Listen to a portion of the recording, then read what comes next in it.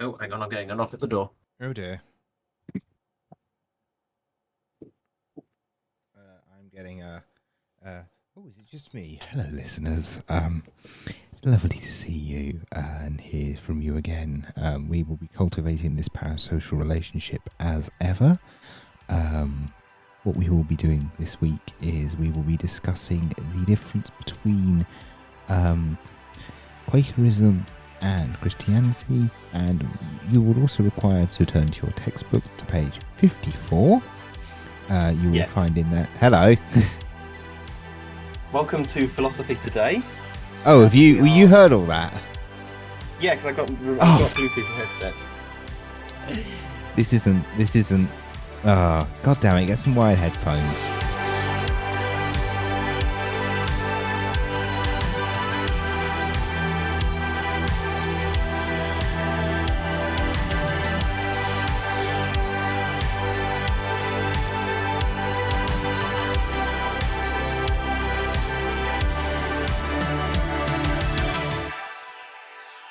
Hello, and welcome back to Rails to Nowhere. My name is, as always, Simon, and joining me for returning back after her short absence is our fantastic Ella. Hello. Sipping iced coffee. We are recording on the first really hot weekend of June, and Ella has had to turn her air conditioning unit off. Can you hear my fan in the background, or is my microphone not picking that up? I don't know. It's fine. I've got fine. my air filter on too because of hay fever.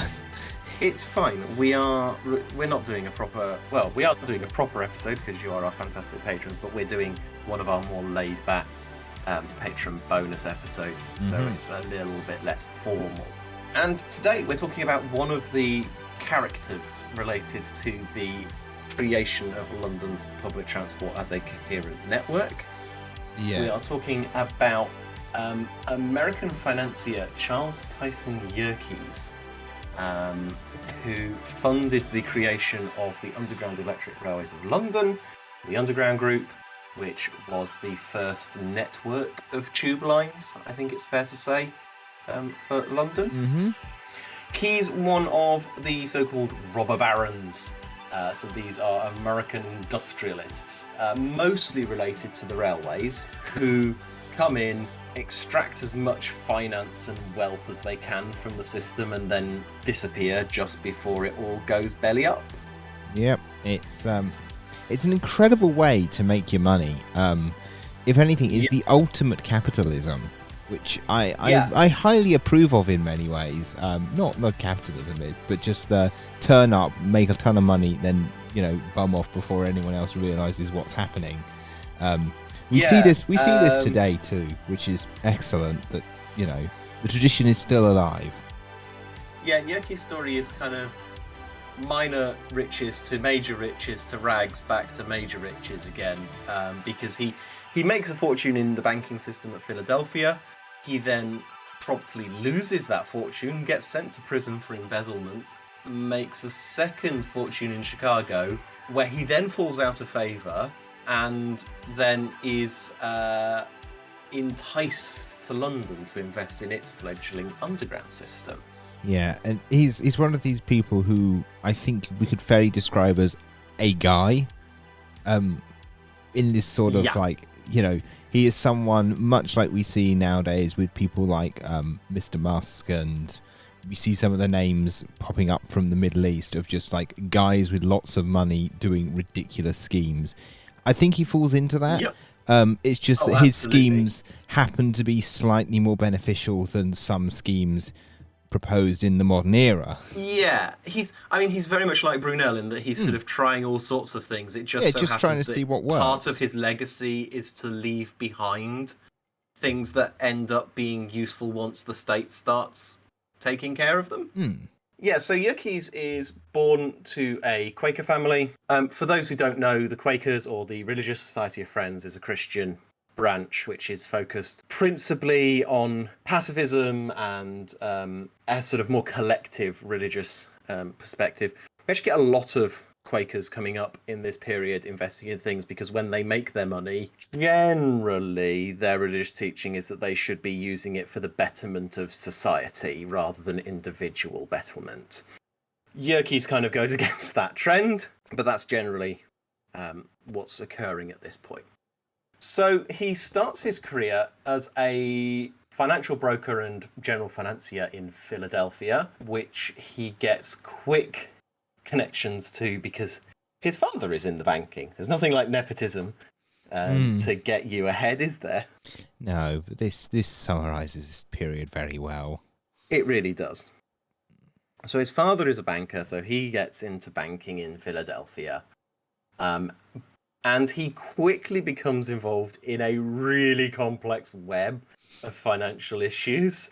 Notably, in 1871, he invests a large sum of money from the city of Philadelphia's funds in the Reading and Pennsylvania Railroad. Heck yeah.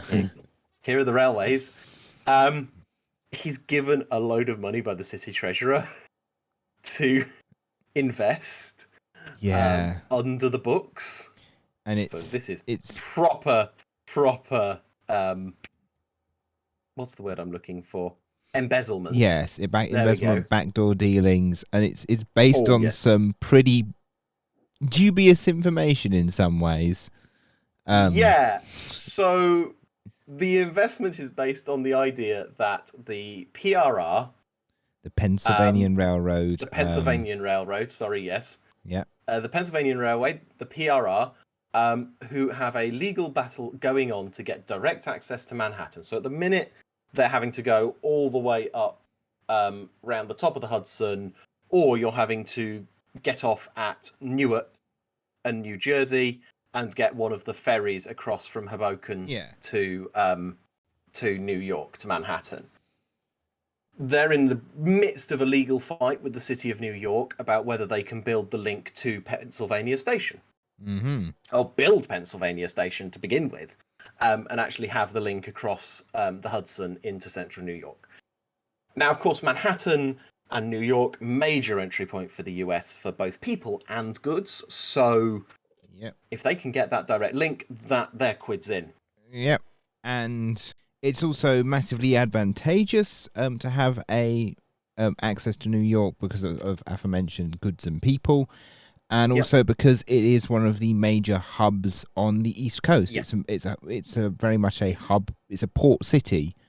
In British railway parlance, it's the equivalent of getting a link to Liverpool or London. In terms of the press, certainly in terms of the access to ports, it's like getting to Liverpool or the London East End, and in terms of prestige, it's like getting a link into London. And think for the same reasons the Great Central Railway wanted a link into London. It's just the prestige thing, amongst other things. And he invests $5 million. So the PRR own the Reading and Pennsylvania Railroad. The PRR owns the Reading Railroad, and so Yerkes, as Ella says, invests $5 million in 1871. That's a lot of money. I've not done the inflation calculator. I'm not going to because they're really, really. He invests $5 million into the PRR in the hope that his information that they're about to win their court case will mean that their stock price will boom and he'll be quids in and the city will be quids in and no one needs to know that they've embezzled some money and trying to cover their debts. However, shortly after he invests, at 8:30 p.m. on October the 8th, 1871, Great Fire of Chicago breaks out and destroys most of the city. And that's quite significant, as Chicago's a principal trade port, much in the same way that it's New York is a hub on the eastern seaboard. Chicago is a hub towards the more not central, but like the inner bits of the US. The Midwest. I'm bad at US geography. It makes no sense. It's also a major port on the Great Lakes, which is a major shipping connection between parts of the US and parts of Canada. So Chicago is a central point of the PRR and the RRR. It goes wrong. It goes wrong. Their stock collapses. There is an enormous financial panic. It just, apart from anything else, it just causes a run on the stocks for all the railroads serving Chicago because suddenly. Well, sorry to cut that a little bit short, but that's all we're getting on the free feed for now. That was just an extract from our latest Patreon bonus episode. If you'd like to hear more of that episode and other bonus episodes not available here on the free feed, and to get a little bit early access to our free episodes, then head over to patreon.com/Rails to Nowhere.